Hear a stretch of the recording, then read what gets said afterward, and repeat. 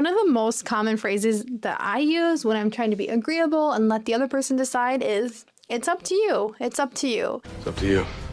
Someone might say, do you want Chinese food or do you want to get pizza? You might say, it's up to you. That means you decide. It's your decision. You might be explaining a process to someone, and during that process, you might say, and then it's up to you which one you want.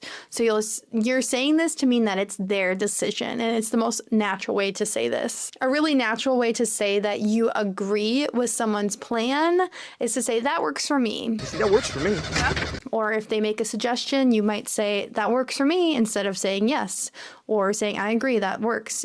That works for me. This is a really friendly way to confirm plans and just to be agreeable and to go along with what they want to do. Someone might say, let's meet at 6 p.m. You'll say, that works for me. Sometimes if someone asks us a question that doesn't have a really clear answer, the answer kind of changes depending on the situation.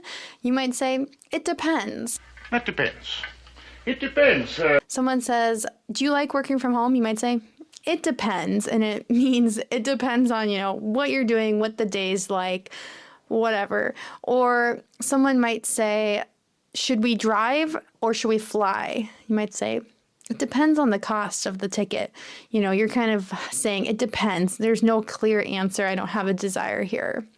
And a lot of times, instead of just saying it depends, we might say it depends on. It depends on the cost. If you want to reassure someone or just kind of reduce their stress, make them feel better in English, these next phrases will help.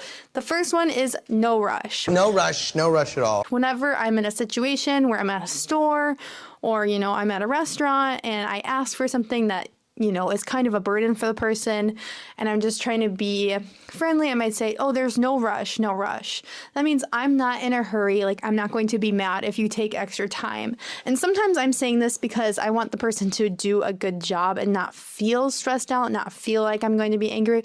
Oh, no rush. Someone at work might say, I'll send you the report right away, and you might say, no rush, take your time.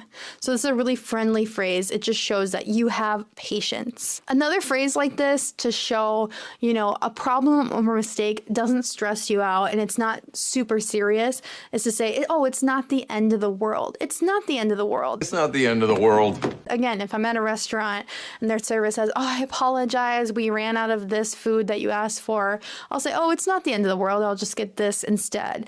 This just means no problem.